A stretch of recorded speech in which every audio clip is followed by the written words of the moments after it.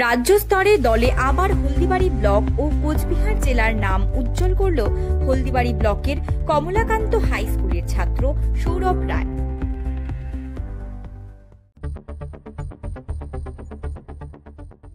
Siliguri police Haldibari শহরের কালীবাড়ি মোড় সংলগ্ন এলাকা থেকে 3টি অবৈধ চুরির টোটোর সন্ধান পেলেন।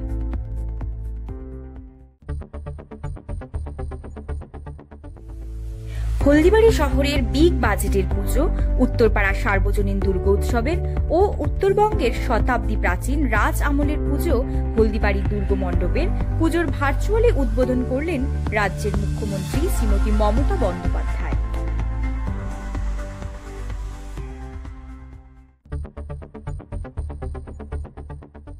রাজ্য স্তরে ঘটে যাওয়া কুলতলির উমা ও আরজি করের তিলোত্তমার বর্বরিত ধর্ষণ ও হত্যাকাণ্ডের বিচার চেয়ে জ্বলন্ত মোমবাতি হাতে নিয়ে প্রতীকী প্রতিবাদে সামিল হল হলদিবাড়ির আপামোর জনসাধারণ, শিক্ষক সমাজ ও নাগরিক নারী মঞ্চ।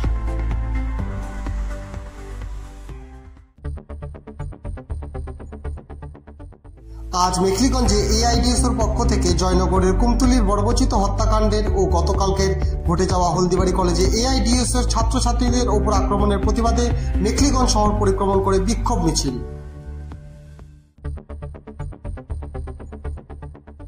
ট্রান্সফরমার বসানো নিয়ে সাময়িক উত্তেজনা ছড়ায় হলদিবাড়ির পৌরসভার 6 নম্বর ওয়ার্ডের পাবনা কলোনিতে।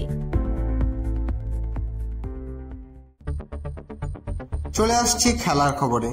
সিমলাবাড়ি ঘাটপাড়ের খয়েরবাড়ি মাঠে অনুষ্ঠিত হল 4 দলীয় মহিলা ফুটবল প্রতিযোগিতা। নির্ধারিত সময় গোলশূন্য থাকার পর টাইব্রেকারে 2-1 গোলে হাসিমারা মহিলা ফুটবল একাডেমি হলদিবাড়ির জনি কোচিং সেন্টারকে পরাজিত করে চ্যাম্পিয়নের শিরোপা অর্জন করে।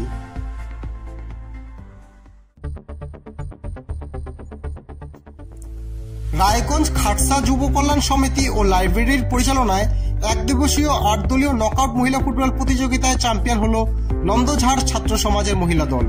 ফাইনালে 2-0 গোলে খাটসা ফুটবল একাডেমিকে পরাজিত করে চ্যাম্পিয়নের শিরোপা অর্জন করে নন্দঝাড় ছাত্র সমাজ মহিলা দল।